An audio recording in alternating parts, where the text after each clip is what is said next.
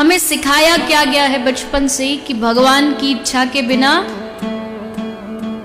क्या नहीं होता, पत्ता भी नहीं हिलता। तो जाओ बाहर किसी को डंडा मार के आ जाओ और कह दो कि भगवान ने पिटवाया।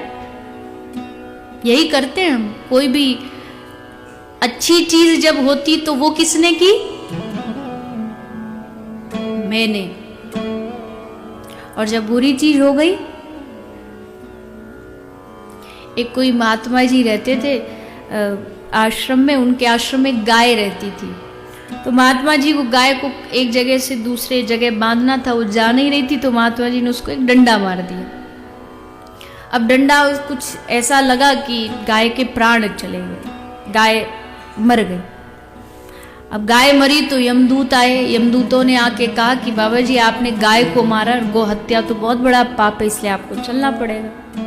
तो बाबा जी क्या बोले कि मैंने थोड़ी गाय मारी है, हाथ ने मारी, और हाथ का देवता इंद्र होता है, तो पाप का फल भी इंद्र को मिलना चाहिए, मुझे थोड़ी मिलना चाहिए। हाथ ने डंडा मारा और हाथ इंद्र देवता का प्रतीक है, तो इंद्र को पकड़ो, उसको सजा दो। अब यमदूत गए इंद्र के पास, बोले महाराज एक संत आया, कहता कि गाय मारी मैंने, पर हाथ तो इंद्र देवता का प्रतीक है, इंद्र ने मरवाई, तो इंद्र को पाप लगे और इंद्र को ही सजा मिले। इंद्र बोला रुको मैं जाता हूं। इंद्र आया वेश बदल के। इंद्र वेश बदल के आके एक बाबा जी का रूप बना के आया और बाबा के आश्रम में घुस के बोला वाह वाह वाह कितना सुंदर आश्रम है, आहा। अब बाबा बाहर देखो बगीचा कितना सुंदर है, पेड़ कितने अच्छे लगे, पेड़ों पे फल कितने अच्छे लगे हैं, कितना अच्छा वातावरण है यहाँ का, कितनी मेहनत लगी होगी इस आश्रम को बनाने में। तो बाबा फदक के बोले कूद के बीच में, बोले मैंने बनाया है आश्रम, एक एक पेड़ को हाथ से सींच सींच करके बड़ा किया। इंद्र बोला चल तो मेरे साथ यमराज के पास।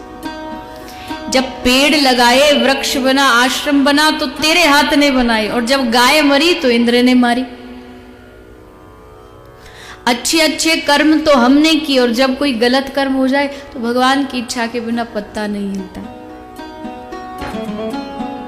एक बार मैंने कहीं पढ़ा था, किसी व्यक्ति के घर का टेलीफोन बजा, तो उसने उठाया फोन, पूछा हेलो कौन बोल रहा है, तो सामने से आवाज आई मैं ऊपर वाला बोल रहा हूँ। तो उसने को लगा ऊपर वाला कौन, ऊपर फ्लैट में जो रहता है वो? बोले नहीं मैं वो ऊपर वाला बोल रहा हूँ जिसने दुनिया बनाई।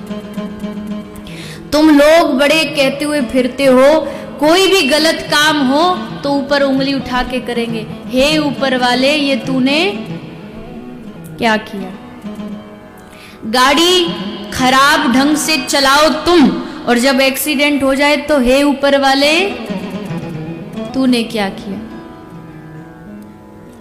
मैंने दुनिया में पृथ्वी पर जमीन बनाई, उसको टुकड़े टुकड़े करके बांटा किसने? उस जमीन के बंटवारे में, देशों के बंटवारे में लड़ाई शुरू की किसने? मैंने दुनिया को एक जैसा पानी दिया, हवा दी, धूप दी। भगवान की प्रकृति देखिए, एक ही शहर में अगर एक देश के सबसे बड़े अमीर का घर, अंबानी का घर है, और उसी मुंबई में उसी के घर के साइड में गरीब रहता है जिसकी छोटी सी झोपड़ी है, उस झोपड़ी को भी भगवान वही धूप देंगे जो अमीर को देंगे, उस गरीब को भी वही वायु देंगे जो अमीर को देंगे, ब्राह्मण को भी वही पानी पीने को देंगे जो किसी नीची जाति को देंगे। भगवान की दुनिया में भेदभाव थोड़ी है, भेदभाव तो हम जैसे लोगों ने चालू किया। ऊपर वाला पूछता रिश्वत लेना किसने सिखाया तुमको? मैंने। सारे गलत काम किए तुमने, और जब बारी आई तो ऊपर हाथ उंगली उठा के बोल दिया ये ऊपर वाले ये तूने क्या किया। नहीं, कभी भी भगवान को चीजों के लिए दोष मत दीजिए। भगवान ने बुद्धि दी है इतनी बड़ी, सोच समझने के लिए क्या सही है क्या गलत है। भगवान का आपके कर्म में कोई लेना देना नहीं। अब कई लोग कहते हैं कि जब भगवान को पता ये गलत कर्म कर रहा है तो भगवान रोकते क्यों नहीं?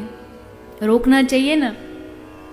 अच्छा, आप सब अपने स्कूल में पढ़े होंगे, तो स्कूल में एग्जाम होता है। एग्जाम हॉल में टीचर एक या दो टीचर पूरा घूमते रहते हैं, देखते रहते, चीटिंग तो नहीं की।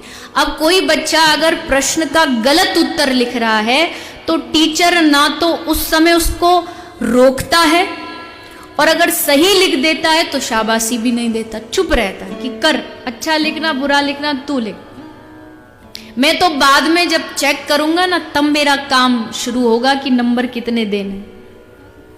चलते हुए एग्जाम में टीचर बीच में नहीं बोलता है, भगवान भी बस बैठे बैठे देख रहे हैं कि कर बेटा तू, देखता हूं, अभी जो तुझे करना है कर, अच्छा कर बुरा कर। फिर जब बारी आएगी नंबर देने की तब फिर भगवान अपना पेन लेकर के चेकिंग चालू करेंगे, और फिर पता चलेगा कि कितने नंबर से पास हुए या फेल हुए।